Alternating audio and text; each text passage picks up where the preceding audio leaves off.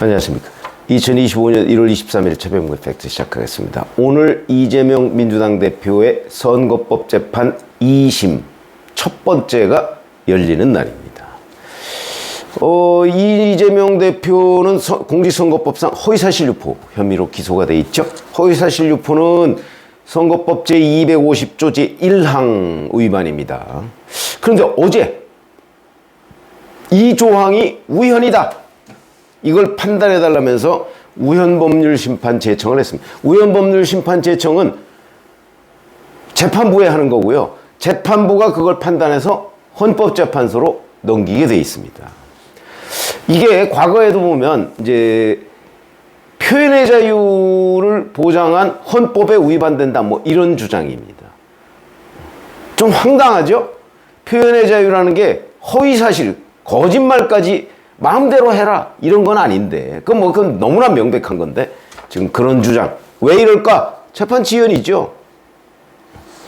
자, 공직선거법 제250조 제1항이라는 건 이런 겁니다. 당선을 목적으로 연설, 방송, 신문 등 방법으로 출생지, 가족관계, 직업, 경력 등에 관해 허위사실을 공표한 경우 5년 이하의 징역 또는 3천만 원 이하의 벌금에 처한다, 이런 규정이거든요. 그러면 이재명 대표는 대선에 당선될 목적으로 대장동 사건의 핵심 실무자인 김문기 씨를 몰랐다고 했고, 그 다음에 본인이 성남시장 당시에 행했던 여러 가지 비리 중에 특히 백현동 비리와 관련해서 그 용도 변경이 핵심인데, 용도 변경이 박근혜 정부 국토교통부의 협박에 의해서 어쩔 수 없이 했다는 거짓말을, 이거는 뭐 공문도 있으니까 그 거짓말을 했다는 혐의입니다. 자, 그럼 이것이 이제 김문기 씨를 알았느냐 몰랐느냐는 부분은 여기 선거법에 있는 출생지, 가족관계, 직업, 경력, 이거와 이제 뭐 직접적으로 연관이 없다고 그래서 1심에서 무죄를 받았죠. 다만 골프를 같이 쳤느냐 안 쳤느냐, 요거는 이제 여기에 있는 뭐 경력 등 뭐 여기에 아마 포함이 돼서 그 부분은 허위사실이다, 이렇게 지금 1심에서 결론이 난 거고요. 그 다음에 백현동 부분은 허위사실이다. 그거는 뭐 협박을 한 적이 없으니까. 자, 이제 요렇게 돼 있어서 징역 1년, 집행유예 2년을 선고받았는데, 거기에 있는 이 조항이 우현이다, 이런 주장입니다. 물론 뭐 국민의힘은 기각해달라 이렇게 청원서를 냈고요. 검찰도 뭐 마찬가지로 뭐 어차피 이게 말도 안 되는 얘기니까. 근데 이제 그쪽의 의견과는 무관하게 재판부가 판단할 문제다. 자, 그러면 이게 이제 우리가 지금까지 이재명 대표가 선거법 재판 2심을 지연시킬 것이다, 뭐 충분히 예상을 해왔고요. 그리고 저도 뭐 여러 차례 그런 얘기를 했습니다. 다만 어떤 방법이 있을까? 검사 출신의 조홍천 전 의원이 얘기했던 거는 변호사 선임 미루기, 그 다음에 뭐 재판부 기피 신청, 뭐 이런 거였죠. 근데 이 우현법률심판제청, 이거 기발한 재판 지연술이냐? 그렇지도 않습니다.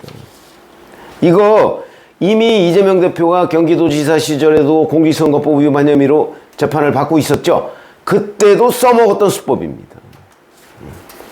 그러니까 이미 충분히 예상됐던 내용이다. 별로 새로울 거 없다. 그리고 뭐 먹힐 것 같지도 않다. 만약에 서울고등법원 형사 6부의 지금 판사들이 내가 평소에도 이 조항이 좀 우현적이지 않아?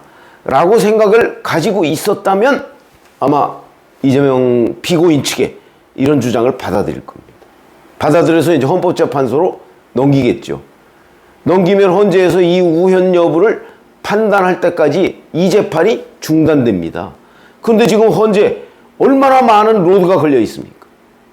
지금 윤석열 대통령 탄핵 심판도 해야 되죠. 오늘 이진숙 방송통신위원장 탄핵 심판에 대한 결정도 해야 되죠. 오늘은 나옵니다, 그거. 거기다가 지금 검사들 줄줄이 있죠. 한덕수 대통령 권한대행 거 있죠. 박성재 법무부 장관 거 있죠. 뭐 산더미처럼 쌓여 있습니다. 지금 이거 넘어가면 언제 됩니까? 안 된다고 봐야죠, 거의. 그 정도이기 때문에 아마 이런 걸 뭐 충분히 알 수 있으니까 그래서 그쪽으로 넘긴 것이다. 근데 저는 뭐 안 넘길 가능성이 대단히 높다고 봅니다. 왜? 이미 이거 수십 년간 적용해 와서 뭐 의원직 상실 뭐 이런 거 다 했던 조항입니다.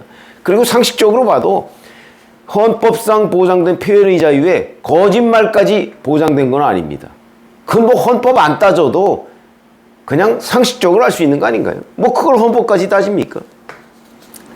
그리고 이미 헌법재판소가요, 이건 뭐 우연법률 심판제청은 아니지만 헌법소원 사건입니다. 바로 이 똑같은 일과 관련해서 2021년 3월에 재판관 전원 일치 의견으로 합헌을 결정한 바가 있습니다. 그러니까 뭐 이거 다시 와봤자 그런 거죠.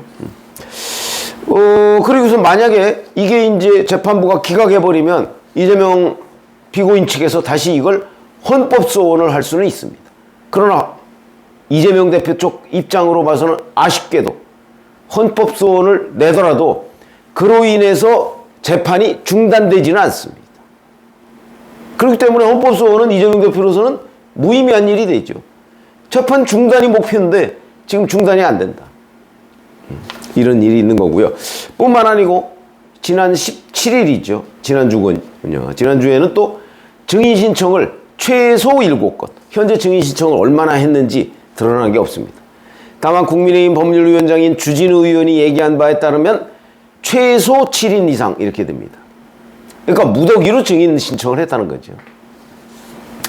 증인 신청이 많으면 그 증언을 들어야 되지 않겠습니까? 그러면은 또 재판이 지연되죠. 뭐 한 번에 재판 공판기일 한 번에 뭐 증인 뭐 길은 경우는 뭐 한 명밖에 못 하고요. 짧아도 뭐 한 3명, 4명 뭐 이렇게 됩니다. 그러면 벌써 무더기로 증인 신청했다면 공판기일 한 몇 번은 지나야 되는, 이걸 노렸을 거거든요. 근데 이것도 또한 뻔한 수법입니다. 충분히 예상했던 거고요.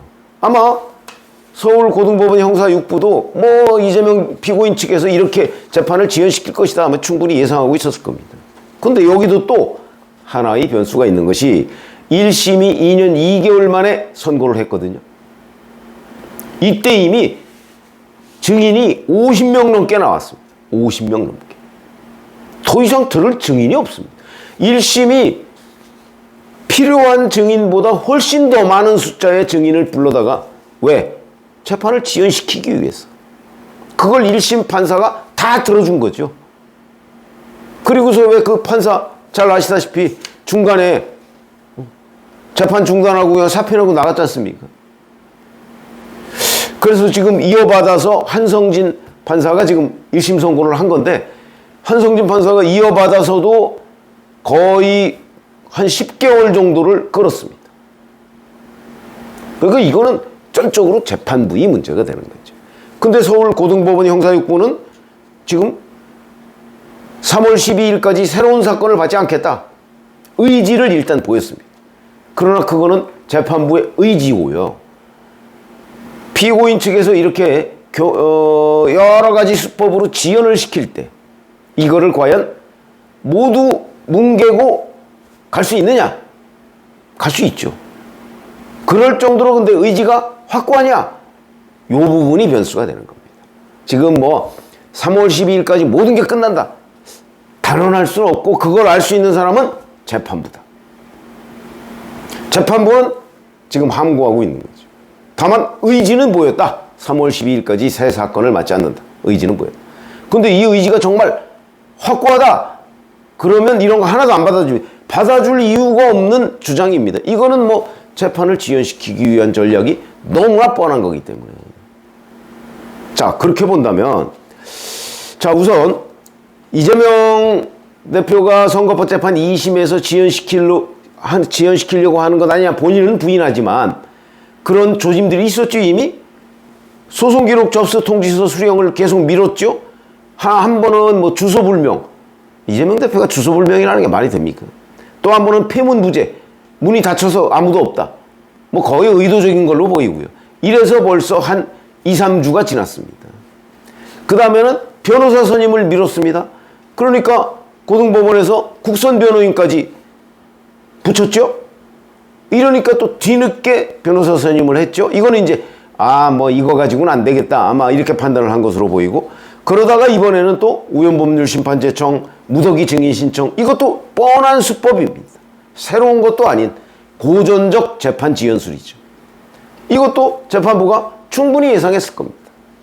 그렇기 때문에 이미 제가 보건대는 서울고법 형사 6부가 이재명 피고인 측의 재판 지연 의도를 간파했을 것이다. 그러면 이거를 완전히 뭉개고 가느냐, 아니면 적절한 선에서 받아주고 타협해서 가느냐, 이제 요것이 문제인데, 저는 어떻게 예상을 하느냐면 3월 12일까지 새 사건을 맡지 않겠다는 의지를 보였기 때문에 이거는 빨리 끝내겠다는 의지를 보인 거거든요. 그러나 그렇다고 해서 지금 이재명 대표가 대통령이 될지도 모르는 상황 아닙니까? 정직하게 얘기하면. 법원도 뭐 그렇게 헌법과 법률에 따라서만 재판하지 않습니다. 잘 아시다시피. 그러나 서울고등법원 형사 6부가 어떤 입장이냐는 건 현재 취재가 안 된 상태이기 때문에 아마 이재명 대표 쪽에서 어마어마하게 지금 이른바 작업을 하고 있을 겁니다. 작업이라는 건 여러 가지 의미가 있죠.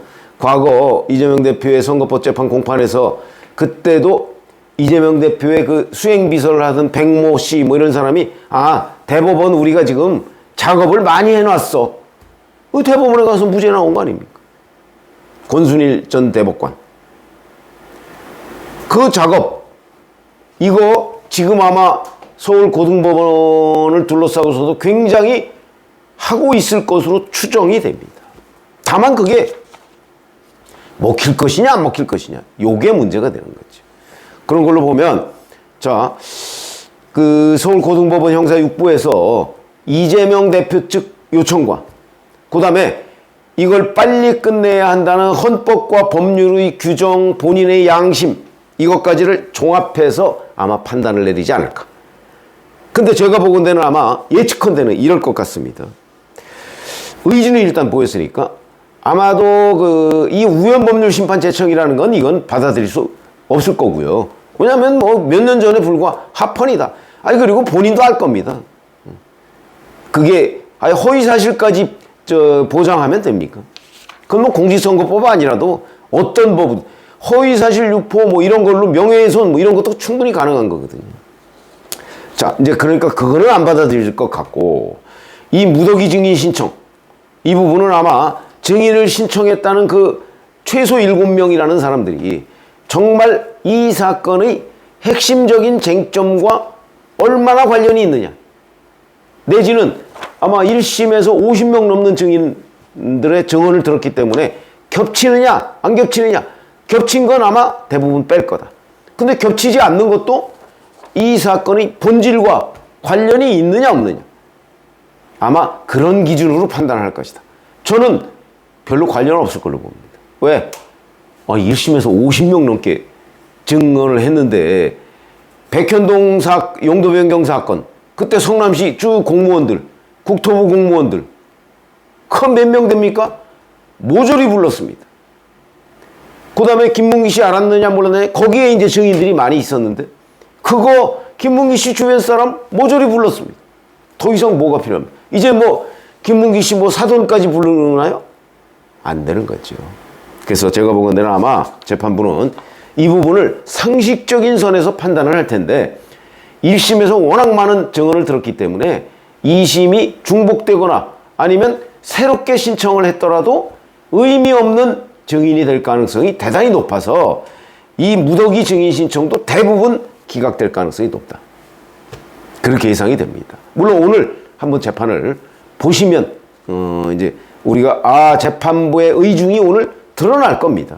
그리고 집중 심리를 어떻게 할 것인가, 뭐 일주일에 2번 이렇게 할 것인가, 아니면 일주일에 3번 이렇게도 할 수 있습니다. 그렇게 할 것인지 3월 12일까지 끝내겠다고 했으니까 그 부분을 한번 오늘 재판을 보면 알지만, 오늘 재판의 핵심은 역시 주기 이런 것도 문제지만 이재명 대표가 이재명 피고인 측이 얘기한 우연법률 심판제청 무더기 증인 신청을 어떻게 적절하게 자르느냐, 여기에 관전 포인트가 있다. 저는 대부분 자를 것으로 보인다. 왜? 1심에서 충분히 다 했기 때문에. 1심이 워낙 길어졌기 때문에 2심은 짧아도 된다. 이런 거거든요. 고맙습니다.